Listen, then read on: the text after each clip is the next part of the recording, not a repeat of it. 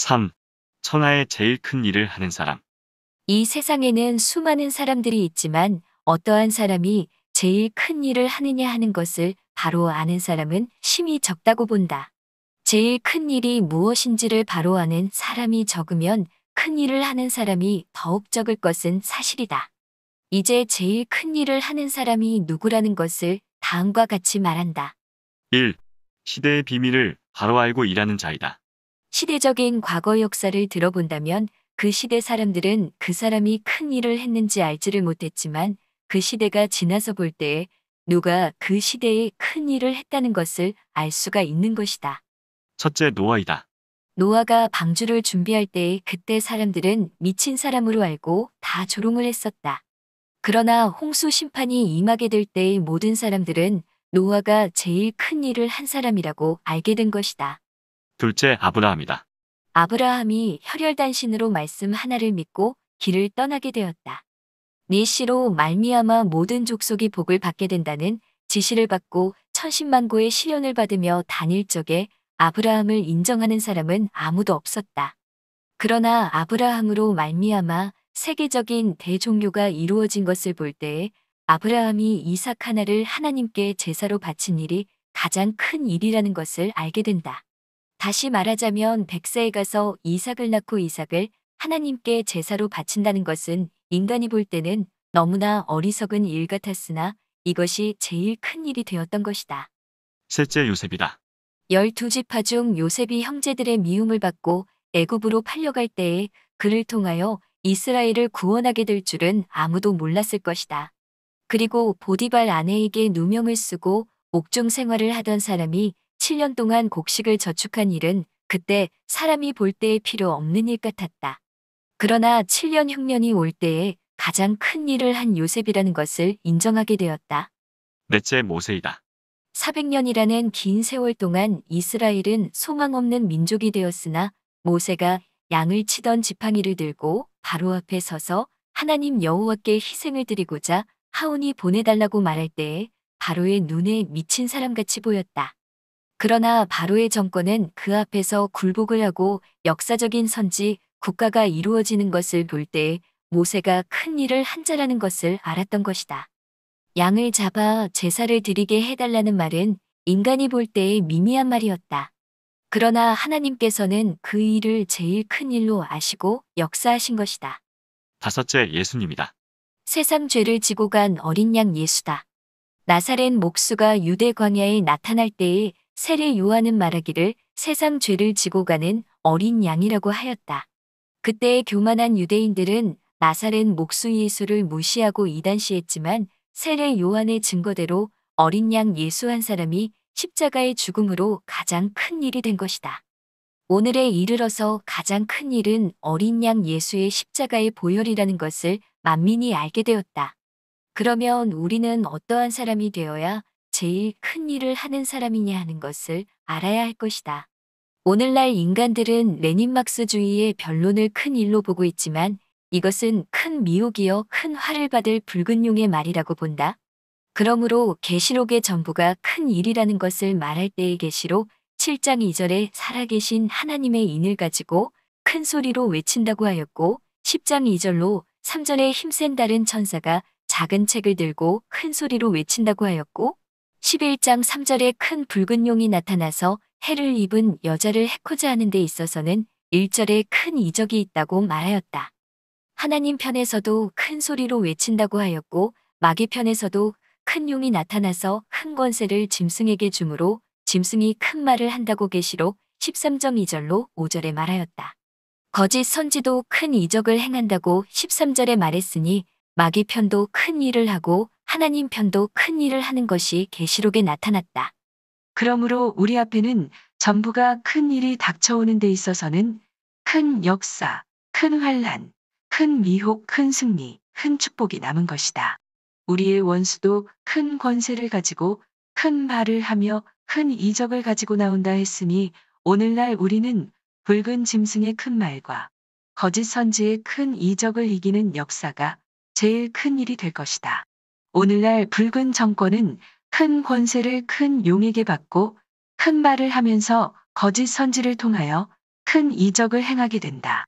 그러나 마지막 싸움의 대승리를 본 자는 작은 책을 들고 크게 외치는 자라는 것을 분명히 보여준 것이 인간 종말의 계시라는 것이다. 이날까지의 큰 일을 한 종들이 많지만 제일 큰 일을 하는 자들은 종말의 비밀을 바로 알고 나가서 증거하는 자라고 본다. 왜냐하면 그 증거하는 말대로 인류 종말의 끝을 맺는 일이 되기 때문이다. 2. 세계 통일을 하는 자이다. 계시록 15장 1절 이하를 보면 크고 이상한 다른 이적이 나타났다. 이것은 짐승과 그의 우상과 그의 이름의 수를 이기고 벗어난 사람들이 노래하기를 하나님의 하시는 일이 크고도 기이하다는 것이다. 왜냐하면 만국이 와서 주께 경배하는 때가 왔기 때문이다. 16장 1절에 큰 음성이 나서 일곱 천사에게 말하기를 하나님의 진노의 큰 대접을 땅에 쏟으라고 하였다. 이 대접을 땅에 쏟음에 짐승의 표를 받고 우상에게 경배하는 자들에게 큰 멸망이 오는 것이 보여졌다. 큰 성 바벨론이 한 시간에 망하는 것이 18장에 보여졌고 19장에는 가장 큰 음성으로 노래할 때에 하나님의 의로운 심판이 오므로 종들의 피값을 갚아준다고 하였다. 계시록 20장에는 천사가 큰 용을 큰 쇠사슬로 결박해서 무저갱에 가두는 광경이 보여졌고 그 다음에 1000년 동안 다시는 미혹을 하지 못한다고 하였다. 이것을 본다면 짐승의 표를 받지 않는 자는 승리의 노래를 부르고 짐승의 표를 받은 사람은 큰 화를 받는 것을 알 수 있다. 그러므로 계시록의 큰 음료가 되는 바벨론이 망하고 성도들이 대승리를 보게 될 것을 보여주었다. 제일 큰 일은 성도들이 붉은 용과 붉은 짐승과 거짓 선지를 이기고 지상 평화 왕국이 오는 일이라고 본다. 그러므로 제일 큰 일은 성도의 권세 역사라고 본다. 천하의 제일 큰 일을 하는 사람은 인류 종말에 짐승의 세력을 때려 부수고 세계 통일을 하는 자이다. 4. 인간 종말에 미워하는 일. 과거에도 미워하는 일은 있었지만 인간 종말에 극도로 강하게 될 것을 성경은 가르쳤다. 하나님 편도 미워하고 마귀 편도 미워하는 일에 대하여 다음과 같이 말한다. 1. 마귀 편이 미워할 일. 마귀가 미워하는 일이 생긴 것은 예수가 세상에 오실 때부터 시작된 것이다. 예수님께서 세상에 오시기 전에는 마귀가 미워할 사람은 없었다. 왜냐하면 다 마귀의 권세 아래 있었으므로 마귀가 미워할 필요조차 없기 때문이다.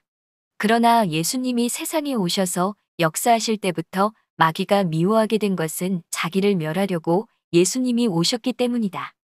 마귀가 가장 미워할 일은 마귀를 섬기던 사람이 마귀를 배척하고 하나님 앞으로 가게 하는 십자가의 도를 전하는 일이었다. 그러므로 사도 바울은 말하기를 내가 십자가를 말하지 아니하였다면 저들이 나를 미워하지 않았을 것이라고 했던 것이다. 유대인은 유대인대로 바울을 미워했고 이방인은 이방인대로 바울을 미워했다. 그 이유는 유대인들은 조상적부터 지켜 내려오던 모세 율법과 할례와 제사가 다 필요가 없고 예수만 믿어야만 된다고 말하기 때문이요. 이방인들은 조상적부터 내려오던 우상을 때려 부수고 모든 신들을 다 버리고 풍속을 버리고 십자가만 믿어야 구원을 받는다고 말하기 때문이다. 왜냐하면 자기네 종교와 대적이 되는 진리이기 때문이다. 기독교는 어느 나라에 들어가든지 그 나라 사람에게 대적이 되는 교리를 전하게 되므로 다른 종교보다도 미움을 받게 되는 것이다. 그런데 오늘날 미워할 일이 더 크게 생긴 것은 다음과 같다.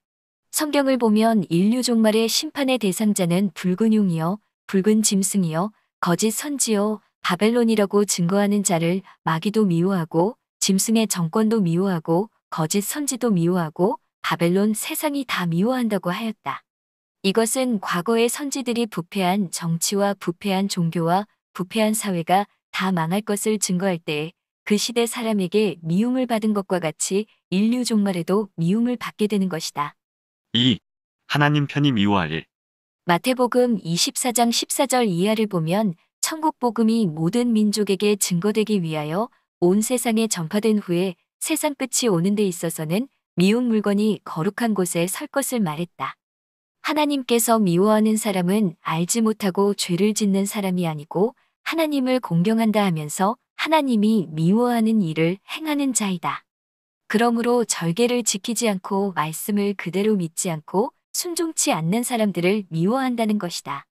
왜냐하면 짐짓 하나님을 대적하는 일을 하기 때문이다. 하나님께서 가장 진노할 일은 하나님의 종들이 하나님의 말씀을 그대로 전하지 않고 쑥물을 만들어서 양떼를 죽이는 일이다. 다시 말하면 하나님 앞에 사명을 맡아가지고 교회의 일을 한다 하면서 교회를 망치는 사람이 미운 물건이 된다는 것이다.